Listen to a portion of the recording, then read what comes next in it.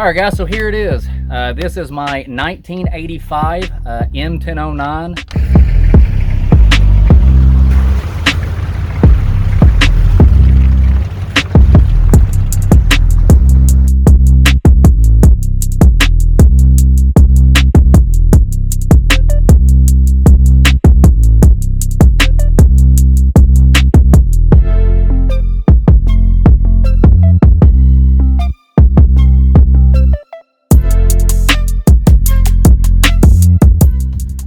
It's actually a Military Blazer. I picked this truck up, I'm wanting to say it was in 2015, I believe. Haggled around, got it for around $1,800. Now when I got this truck, it was completely bone stock. Nothing on it at all, completely all original. Of course, it didn't stay that way very long. For the engine, I really haven't done any engine modifications at all.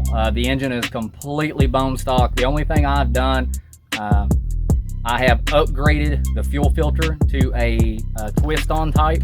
Makes it much more efficient. The old style is usually prone to leaking. I've converted the 24-volt system over to 12-volt. That's just making my life a lot easier because there's a lot of civilian items that I wanted to put inside the truck that didn't cooperate with 12-volt. Plus, the 24-volt starters on these trucks are really expensive and difficult to find.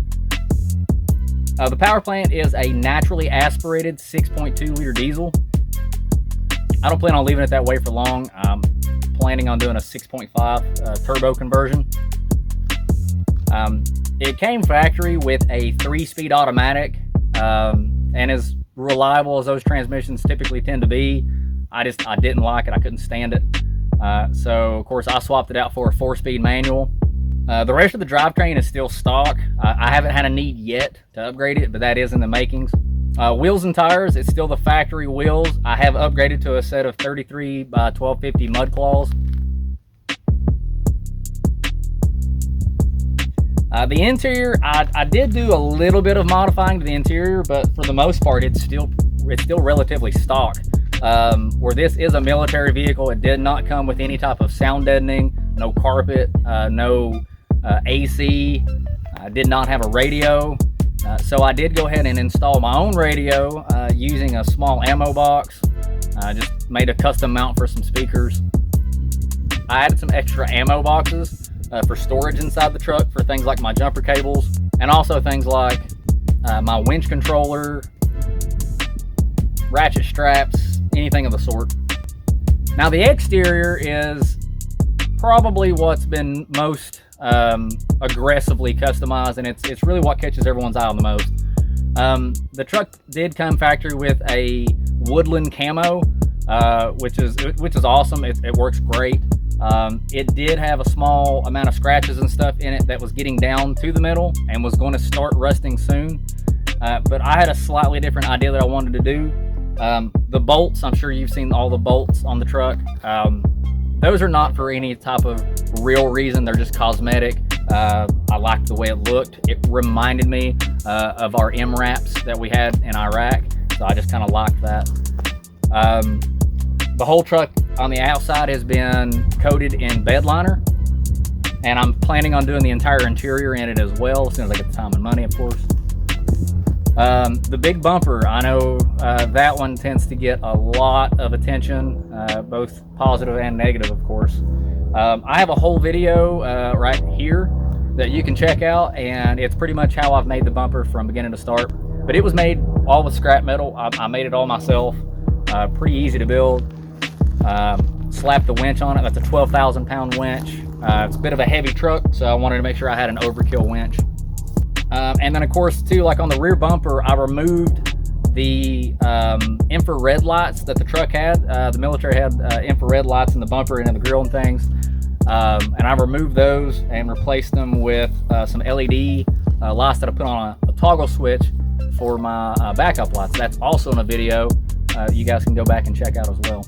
My favorite modification on the truck has got to be the 4-speed manual. I know everyone would assume it would be the bumper because the bumper gets an insane amount of comments. Everyone's all the time asking me about it, commenting on it and things like that. But for me personally, because I drive the truck all the time, the truck was very lackluster to drive as a daily driver with that automatic trans, because what I would find myself in is that traffic would be going right around 35 or 45 around town, and it would be right at the top of second gear.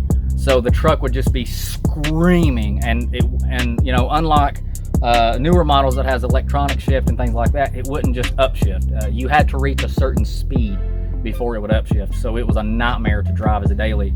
So switching out to the manual has been easily my best and my most favorite modification of the truck.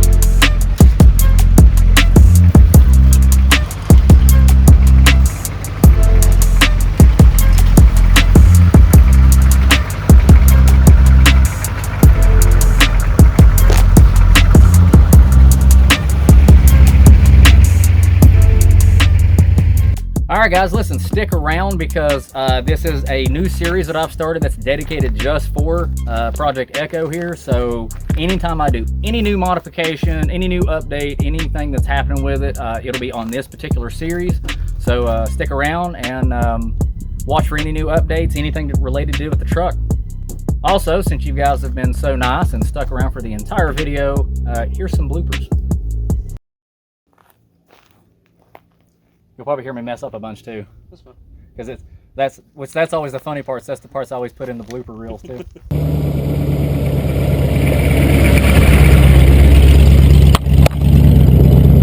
Oh man, I hope this didn't fall on the way.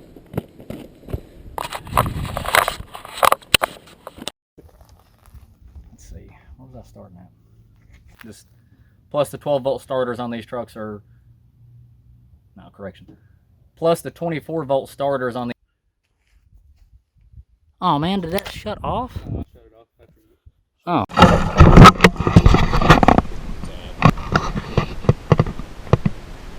I'm hoping maybe if I take the camera like this, then people can see just how steep this hill is.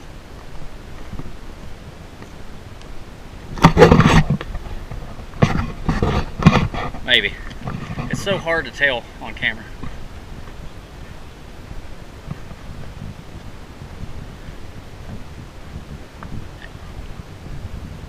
That ain't no problem.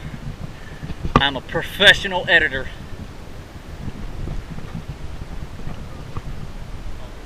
Back up to where we were.